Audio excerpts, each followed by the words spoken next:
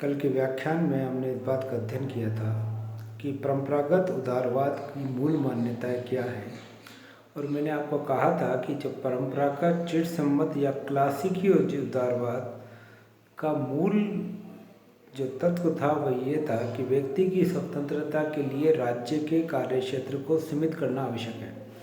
और इसी पे पूरा उदारवादी दर्शन का जो शुरुआती दौर है वो आधारित रहा। और मैंने आपको बताया था कि उदारवादी दर्शन के श्री गणेश या विचारक मूल विचारक या प्रतिपादक जॉन लॉक को माना गया है। और उन्होंने जीवन, स्वतंत्रता और संपत्ति के 3 अधिकारों को प्राकृतिक अधिकार माना है। और ये माना है कि मनुष्य को जन्म से ही 3 अधिकार मिलते हैं और राज्य का अस्तित्व इन अधिकारों की रक्षा के लिए ही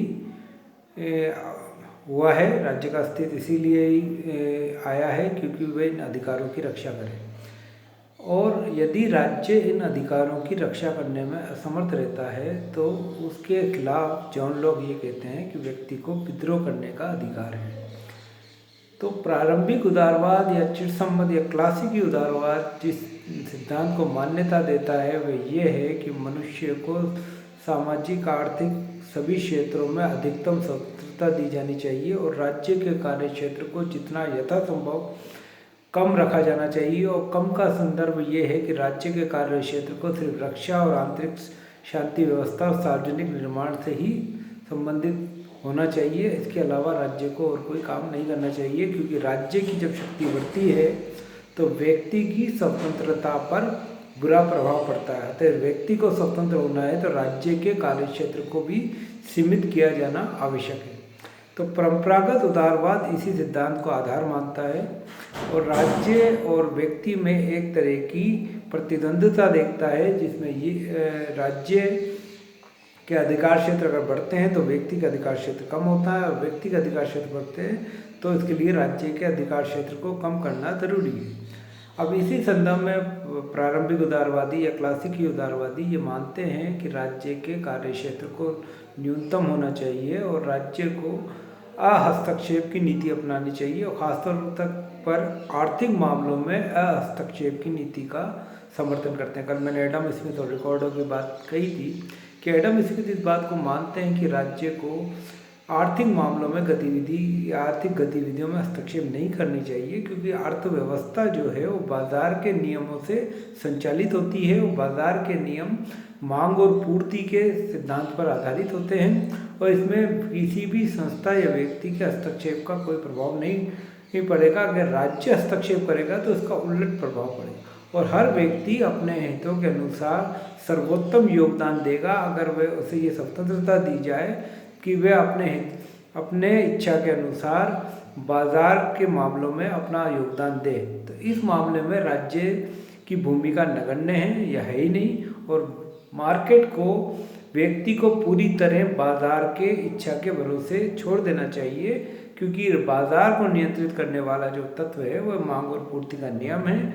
और यदि बाजार में या मार्केट में कोई असंतुलन पैदा होता है तो वह असंतुलन को बाजार के इनविजिबल हैंड ऑफ मार्केट या बाजार के अदृश्य हाथ उस संतुलन को वापस स्थापित कर देते हैं। इसलिए एडम स्मिथ ये बात मानते हैं कि राज्य को आंतरिक व्यवस्था, बाह्य आक्रमण और सार्वजनिक निर्माण के अलावा इन 3 कार्यों को छोड़कर कोई चौथा काम नहीं करना चाहिए। इसका मतलब ये है कि राज्य को कोई लोक कल्याणकारी कार्य नहीं करना चाहिए, व्यक्ति को उसकी इच्छा पे छोड़ देना चाहिए और वह ऐसा स्वतंत्र व्यक्ति ही सर्वोत्तम योगदान दे पाएगा बाजार के मामलों में। अब चिरसम्मत उदारवाद की ये जो मान्यता थी कि व्यक्ति को बाजार की इच्छा के भरोसे छोड़ दिया जाए, इसका एक और सभी चीज़ें मांग और आपूर्ति के नियम के अनुसार संचालित होती हैं, इसका दुष्प्रभाव हमें आर्थिक क्षेत्र में ही आत्महत्या देखने को मिलता है। और वह इसलिए कि क्योंकि बाजार को प्रभावित करने की क्षमता हर व्यक्ति में नहीं होती और समाज में जो वर्ग के आधार पर होता है, बहुत कमज़ोर व्यक्ति अगर बाजार की इच्छा के पर ही टिके हैं तो ऐसी स्थिति में उनकी सुरक्षा, उनके हितों की रक्षा बाजार नहीं कर सकता। ऐसी स्थिति में हम यह अपेक्षा करते हैं कि राज्य उनके अधिकारों की रक्षा करे। समाज के किसी भी समाज में जो सबसे कमज़ोर वर्ग है वह बाज़ार में ज़्यादा देर तक टिका नहीं रह सकता, क्योंकि बाज़ार परचेजिंग पावर या क्रय शक्ति की क्षमता के आधार पर व्यक्तियों का मूल्यांकन करता है। और ऐसी स्थिति में यदि कोई बहुत गरीब और समाज के सबसे कमज़ोर तबका बाज़ार में अपनी कोई भूमिका नहीं निभा पाएगा, और साथ ही साथ बाज़ार के द्वारा शोषण का भी शिकार होता रहेगा। ऐसी स्थिति में बाज़ार खुला या स्वतंत्र या मुक्त बाज़ार की जो अवधारणा एडम स्मिथ ने की है, इसके दुष्परिणाम हमें 19वीं और 20वीं शताब्दी के दौरान में नज़र आने लगे, जब यूरोपियन समाज में एक बड़ी आर्थिक विषमताएं स्थापित हो गई। समाज का एक बड़ा वर्ग गरीबी रेखा के नीचे था और वह अपने हितों की पूर्ति बाज़ार के माध्यम से नहीं कर सकता था, क्योंकि उसकी क्रय शक्ति बहुत ज़्यादा नहीं थी। तो ऐसी स्थिति में उसके हितों की रक्षा करना आवश्यक हो गया था, वरना एक बड़ी आबादी और मुक्त बाज़ार की वजह से समाज में विषमताएं और ख़ासतौर पे आर्थिक विषमताएं बढ़ती ही जा रही थी। और ऐसी स्थिति में जो सक्षम लोग हैं, जिनके पास पैसा है, वो तो बाज़ार के नियमों के अनुसार प्रभावित रह सकते थे, लेकिन गरीब लोगों पर बहुत ज़्यादा प्रभाव पड़ेगा। और इसी वक्त ये हो रहा था कि साम्यवादी विचारधारा का उदय हुआ। साम्यवादी विचारधारा ने पहली बार समाज में आर्थिक विषमताओं के कारणों का वैज्ञानिक ढंग से अध्ययन किया और ये बात बताई कि समाज में आर्थिक विषमता मूलतः कृत्रिम कारणों से होती है और इस कृत्रिम कारणों को समाप्त करना बहुत आवश्यक है। तो मार्क्स ने जो एक द्वंद्वात्मक भौतिकतावाद का सिद्धांत दिया, जिसके ऊपर ऐतिहासिक नियतिवाद का सिद्धांत आधारित है, उसका मूल में यही है कि जो विषमताएं हैं वो मानव समाज में जो भी विषमताएं हैं वो ईश्वर प्रदत्त नहीं है, बल्कि कृत्रिम है और मनुष्यों की आर्थिक संगठन के दोषों के परिणाम स्वरूप अस्तित्व में आती हैं। इसी परिणाम स्वरूप ये बात कही गई कि अब उदारवाद पर जब प्रभाव पड़ा और 1917 में जब रूस में क्रांति ही हो गई समाजवादी, तब उदारवाद पे यह प्रभाव पड़ा कि उदारवाद अपने दृष्टिकोण को बदले, क्योंकि खुद पश्चिमी देशों में एक बड़ा तबका 20वीं शताब्दी की शुरुआत तक गरीबी की रेखा के नीचे रह रहा था। उनकी मूलभूत आवश्यकताओं की पूर्ति नहीं हो रही थी और उन सबों को सिर्फ मार्केट या बाजार के भरोसे छोड़ा नहीं जा सकता। ऐसी स्थिति में उदारवाद का एक नया स्वरूप विकसित हुआ, जिसे हम आधुनिक उदारवाद के नाम से जानते हैं। और आधुनिक, जैसे मैं आपको पहले बता चुका था कि उदारवाद की सबसे बड़ी विशेषता ये है कि उदारवाद समय अनुकूल विचारधारा है, यानी लचीली है। समय के अनुसार इसमें कई परिवर्तन हुए हैं। तो उदारवाद को जब साम्यवाद से खतरा हुआ और ये बात मानी गई कि समाज में बड़ी वर्ग को आप सिर्फ बाजार के भरोसे नहीं छोड़ सकते, तो उदारवाद ने अपनी मूल मान्यताओं को परिवर्तित किया और एक नया उदारवाद अस्तित्व में आया, जिसे हम आधुनिक उदारवाद के नाम से जानते हैं।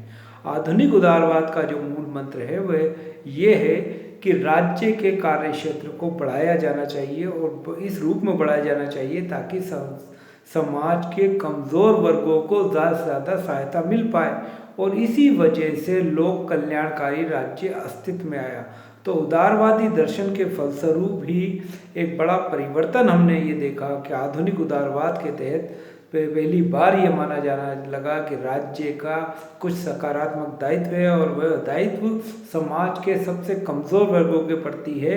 उन्हें बाजार की इच्छा के भरोसे नहीं छोड़ा जा सकता, इसलिए राज्य को उन कमज़ोर वर्गों के हितों की रक्षा करनी चाहिए और ख़ास तौर पे सभी व्यक्ति की मूलभूत आवश्यकताओं को पूरा करना चाहिए। इसलिए ही ये महसूस किया जाने लगा कि राज्य की जो शुरुआती धारणा थी उदारवाद की, जो क्लासिकी उदारवाद में माना जाता था कि राज्य का अस्तित्व एक रात्रि पहरेदार, नाइट वॉचमैन या आवश्यक बुराई है, इससे बदल के ये हो गया कि राज्य एक आवश्यक अच्छाई है। यानी राज्य को समाज के कमज़ोर वर्गों के लोगों को हितों की रक्षा करना चाहिए और अपना दायित्व, सकारात्मक दायित्व, लोक कल्याणकारी दायित्व को बढ़ाना चाहिए ताकि कमज़ोर वर्गों को ज़्यादा से ज़्यादा सहायता मिल सके। इसी वजह से आधुनिक उदारवाद की वजह से लोक कल्याणकारी राज्य अस्तित्व में आया।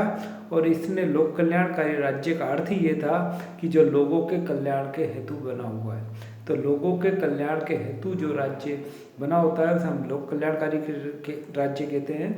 और ये आधुनिक उदारवाद का एक प्रमुख प्रतिफल था जो हमने पाया कि परंपरागत उदारवाद जहाँ बाजार को बड़ा महत्व दे रहा है और राज्य के न्यूनतम हस्तक्षेप का समर्थन कर रहा है, वहीं आधुनिक उदारवाद राज्य के आर्थिक मामलों में अधिकतम हस्तक्षेप का समर्थन करते हुए कमज़ोर वर्गों के लिए संविधान का समर्थन करता है जिनसे उनकी मूलभूत आवश्यकताओं की पूर्ति संभव हो सके।